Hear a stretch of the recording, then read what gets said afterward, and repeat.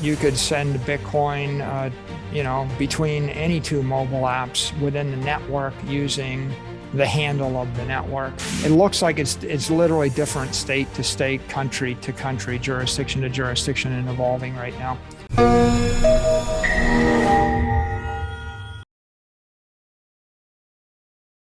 If we move on to the next layer, our next type of application, think about mobile payments.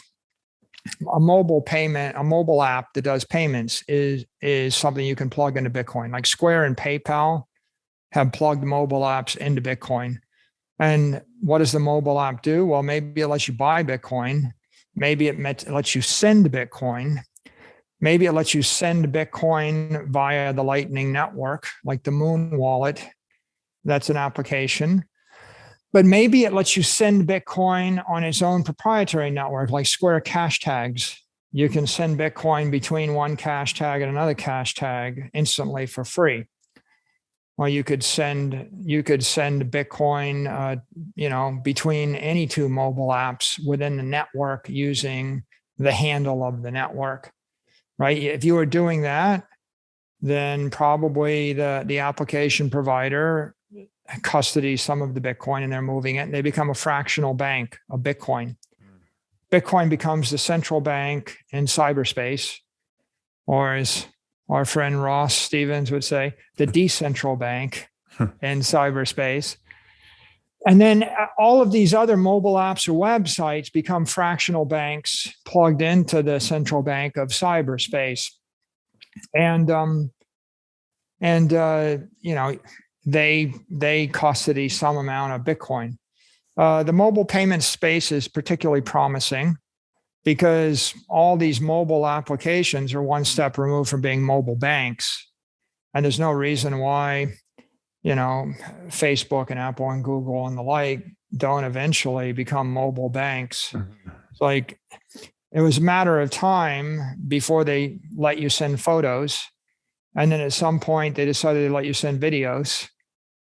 And then they decided they give you emojis. And then they decided they let you send audio files.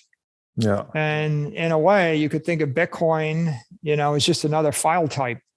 Now, you start with mobile payments. And then when you start to think about moving that around and the services that consumers want, right, you're now into retail banking.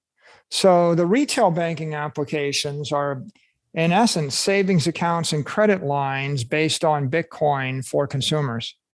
So you've got billions of people that presumably they want a wallet with an asset in it, and the asset would be Bitcoin. And then they want to borrow against it. So you want to be able to draw down a credit line at an interest rate. So I carry around 10,000 in Bitcoin. I borrow $1,000. I pay 4% interest. Now I've drawn the credit line in the local fiat currency in question, euros, dollars, yen. I pay the interest rate, whatever that is, and then I spend the money. And that's pretty popular. I mean, credit cards are quite popular, right? How many credit cards are there in the world? So we're really talking about credit cards drawn against Bitcoin property instead of unsecured credit lines. And then the opposite is also the case. Maybe the consumers want savings accounts that generate yield.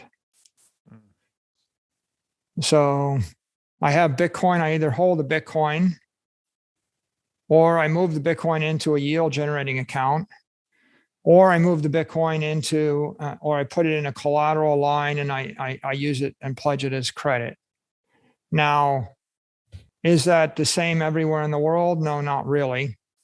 You're going to have different regulators in every jurisdiction, in every state. They're going to tell you whether or not you need a money transfer license or a banking license, or whether or not you need a securities registration in order to give yield or give loans or move money around. Right. And of course, there are always nuances. I think this is one of the nuances that caused El Salvador to designate Bitcoin as legal tender so that they could easily move Bitcoin around on mobile apps. In a place where the government has collapsed, then the solution is going to be a mobile wallet with Lightning, because there is no regulator. And wherever you have that kind of of weak governance, then it's not going to matter. As the governance gets stronger, then there are going to be questions of what's your compliance requirements to do a retail banking application. And it looks like it's literally different state to state, country to country, jurisdiction to jurisdiction, and evolving right now.